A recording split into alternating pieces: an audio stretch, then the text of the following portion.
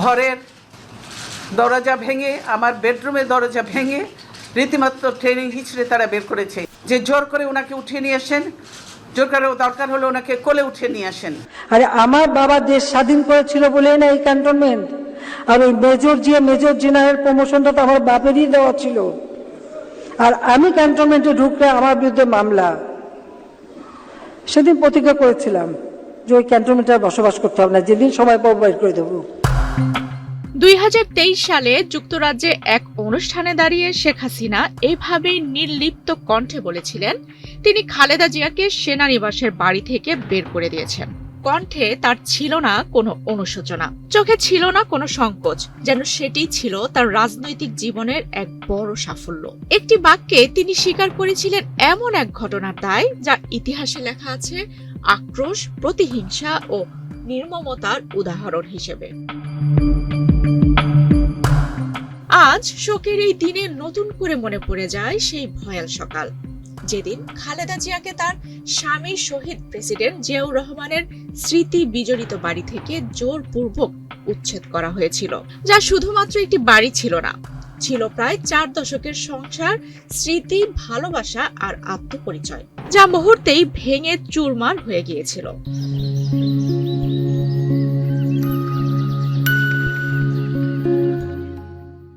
ঢাকা সেনানিবাসের শহীদ মইনুল রোডের 6 নম্বর বাড়িটি কোনো সাধারণ স্থাপনা ছিল না। এটি ছিল মহান স্বাধীনতার ঘোষকের বাসভবন, একজন সেক্টর কমান্ডার, সেনাপ্রধান ও রাষ্ট্রপ্রধানের ঘর, 3 বারের নির্বাচিত প্রধানমন্ত্রীর একমাত্র ঠিকানা। এই বাড়ির প্রতিটি ইট পাথরের সঙ্গে জড়িয়ে ছিল একটি পরিবারের ইতিহাস ও একটি জাতির রাজনৈতিক স্মৃতি। 13 নভেম্বর 2010 মধ্যরাত পেরোতেই শুরু হয় উচ্ছেদের প্রক্রিয়া।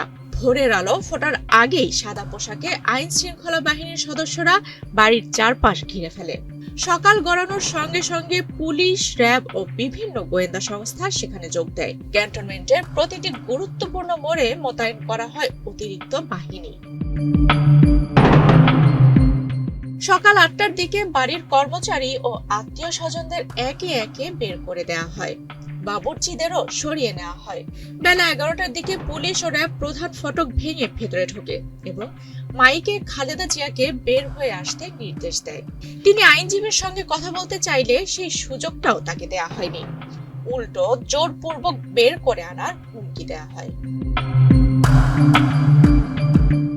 এরপর তার কক্ষের দরজা ভেঙে পুলিশ ভেতরে প্রবেশ করে।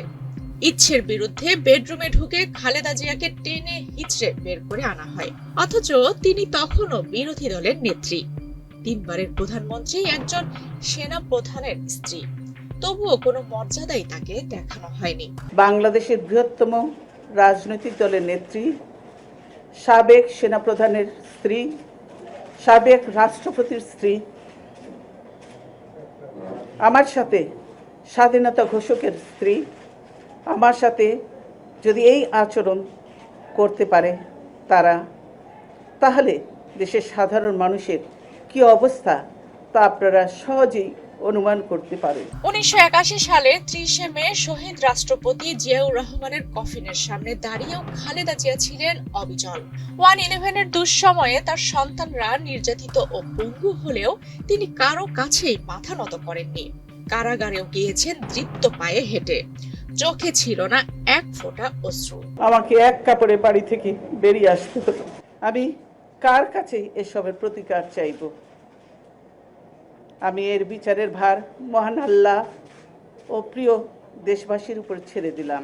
কিন্তু শহীদ মইনুল রোডের 6 নম্বর বাড়ি থেকে বেরিয়ে সংবাদ সম্মেলনে বসে যখন এই লৌহমানবী নারী আঁচলে মুখ ঢেকে কাঁদলেন, তখন সবার বুঝতে বাকি রইল না এই বাড়িটি শুধু ইট সিমেন্টের গড়া একটি স্থাপনা ছিল না, সেটি ছিল 38 বছরের অমূল্য স্মৃতির ভান্ডার, স্বামী, সন্তান ও সংগ্রামের নীরব সাক্ষী।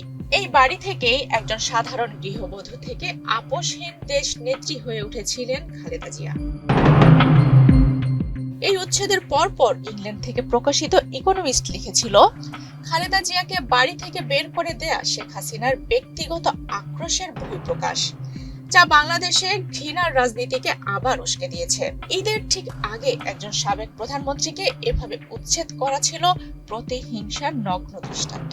আজ খালেদা জিয়া আর বেঁচে নেই, কিন্তু তার চোখের সেই অশ্রু, সেই অপমান, সেই স্মৃতিচ্যুতি ইতিহাসে অমলিন হয়ে আছে।